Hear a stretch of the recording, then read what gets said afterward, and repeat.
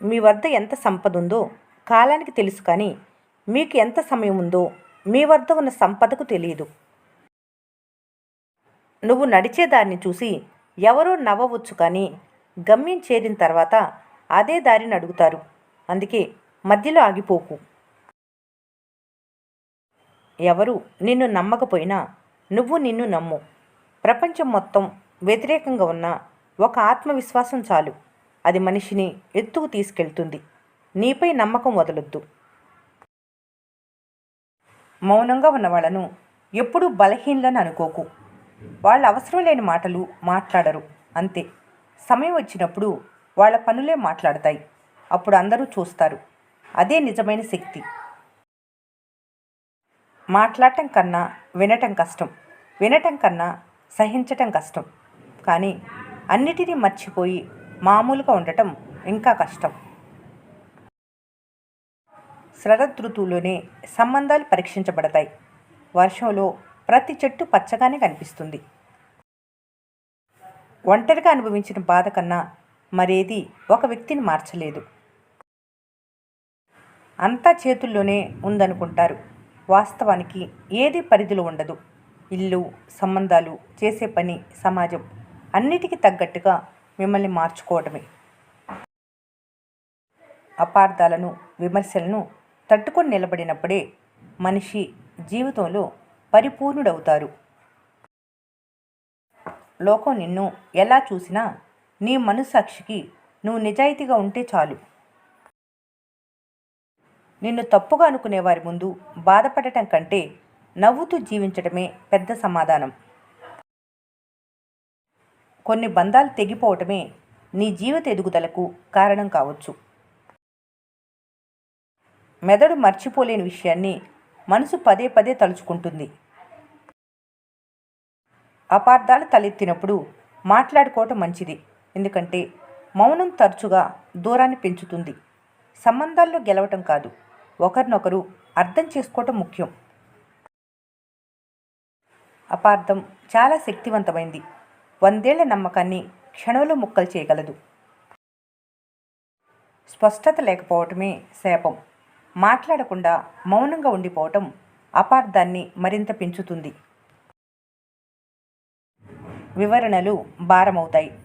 అవతలి వ్యక్తి నిన్ను నమ్మకూడదు అనుకున్నప్పుడు నీ వివరణలు అబద్ధాలుగా కనిపిస్తాయి.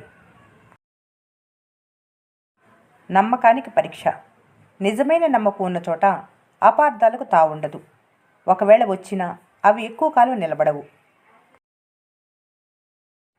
కోపం తాత్కాలికం, అపార్థం శాశ్వతం. కోపంలో అన్న మాటల కంటే వాటి వల్ల ఏర్పడే అపార్థాలే బంధాలను దూరం చేస్తాయి. మనస్తత్వాలు ముఖ్యం. నిన్ను అర్థం చేసుకునేవారు నీ మౌనాన్ని కూడా గ్రహిస్తారు. అర్థం చేసుకునేవారు నీ మాటల్ని కూడా తప్పుగా భావిస్తారు. అనుమానం పెనుభూతం.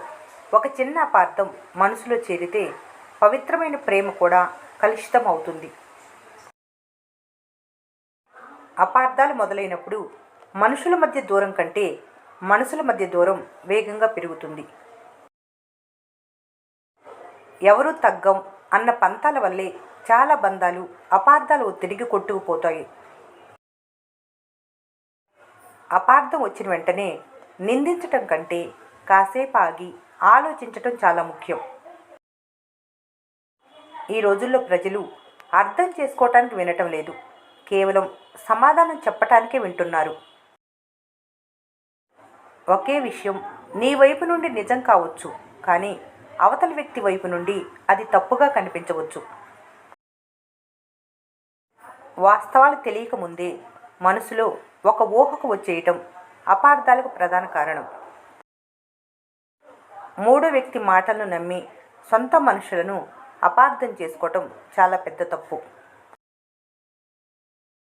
నేనెందుకు తగ్గాలి అనే అహంకారం ఉన్న చోట అపార్థాలు ఎప్పటికీ తొలగవు. ప్రస్తుత సమస్యకు పాత విషయాలను తోడు చేస్తే అపార్థం కాస్త పెద్ద యుద్ధంగా మారుతుంది. చిన్న విషయాలను పెద్దవిగా చేసి చూడటం మానసిక పరిపక్వత లేకపోవటానికి నిదర్శనం. నిన్ను వదిలించుకోవాలి అనుకునే వారికి నీ చిన్న పొరపాటు కూడా ఒక పెద్ద అపార్థంగా మారుతుంది. హృదయంలో నిజమైన ప్రేమ లేనప్పుడు ప్రతి చిన్న విషయం అపార్థంగానే కనిపిస్తుంది. ఎల్లప్పుడూ సమాధానం కాదు, కొన్నిసార్లు మౌనం అవతలి వారికి తప్పుడు సంకేతాలను ఇస్తుంది. నువ్వెంత మొత్తుకున్నా నమ్మని వారికి కాలమే నిజమేమిటో నిరూపిస్తుంది. అపార్థం జరిగినప్పుడు ఆవేశంగా తీసుకునే నిర్ణయాలు జీవితాంతం బాధను మిగులుస్తాయి. ప్రతిసారి నీ తప్పు లేకపోయినా క్షమాపణలు చెబితే నీ విలువ తగ్గిపోతుంది. సమస్య వచ్చినప్పుడు ఎలా స్పందిస్తున్నావు అనేది నీ సంస్కారాన్ని తెలియజేస్తుంది. నిప్పులాంటి నిజానికి అపార్థాల పొగ కమ్మినా ఏదో ఒక రోజు బయటికి రాక మానదు. నువ్వెంత నిజాయితీగా ఉన్నా లోకం నిన్ను తనకిష్టమైనట్లే అర్థం చేసుకుంటుంది. అందరి దృష్టిలో నువ్వు మంచివారిగా ఉండాలనుకోవటం అసాధ్యం. నిరూపించుకోవటానికి సాధ్యం కాని చోట మౌనంగా తప్పుకోవటమే నీ మనశ్శాంతికి మంచిది. అపార్థాల వల్ల దూరమైన బంధాలను చూసి ఏడవటం కంటే అది నీ జీవితంలో ఒక భాగమని సాగిపోవాలి. ఫోన్ల కంటే నేరుగా కలిసి మాట్లాడుకుంటే సగం అపార్థాలు తొలగిపోతాయి. నీ వల్ల తప్పు జరిగిందని తెలిస్తే ఈగో పక్కన పెట్టి క్షమాపణ అడగటం గొప్పతనం. అపార్థం సమయంలో వాడే మాటలు బంధం పునరుద్ధరించబడిన తర్వాత కూడా మచ్చగా మిగిలిపోతాయి. బంధం ముఖ్యం అనుకున్నప్పుడు తప్పులు క్షమించి అపార్థాలను తుడిచేయాలి. రోజువారీ జీవితంలో పారదర్శకత ఉంటే అపార్థాలకు తావుండదు. ఒక వార్త వినగానే నిజానిజాలు తెలుసుకోకుండా ముగింపుకు రాకూడదు. అపార్థం వచ్చినప్పుడు బంధం కావాలో నీ గెలుపు కావాలో తెలుసుకోవాలి. ఒక అపార్థం రాగానే గతంలో వారు చేసిన 100 మంచి పనులను మర్చిపోకూడదు. ఇద్దరి మధ్య సమస్యను 3వ వ్యక్తి వద్దకు తీసుకెళ్తే అది మరింత సంక్లిష్టంగా మారుతుంది. బాధలోనో కోపంలోనూ ఉన్నప్పుడు చర్చలు జరపడం ఆపాలి. కష్టాలు అపార్థాలు వచ్చినప్పుడే ఎవరు మనవారో ఎవరు పరాయివారో స్పష్టంగా తెలుస్తుంది. కొన్ని అపార్థాలు మంచి పాఠాలు నేర్పడానికే వస్తాయి.